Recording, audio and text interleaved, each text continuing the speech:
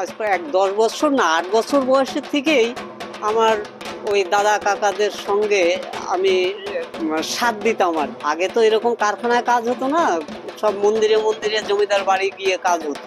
তো সেই সঙ্গে করে নিয়ে যেত, খড়িমাটি দিতাম, তারপরে এটা আগায় দিতাম, ওটা আগায় দিতাম, এইভাবে আস্তে আস্তে পরম্পরায় চলছে।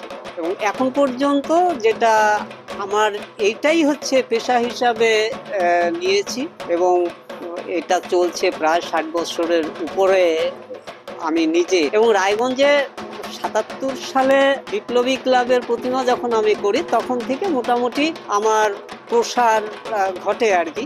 এখন তো কাজের গতি অন্যরকম হয়ে গেছে, এখন বেশিরভাগ চলছে থিম। তো থিমের কাজগুলো সাধারণত আমি করছি, তো এইভাবেই চলছে এবং আগামী দিনেও এইভাবে চলবে যতদিন জীবিত থাকবো। ১৯৪৪ বছর ধরে সাথে সাথে কাজ করি, ভালোই লাগে।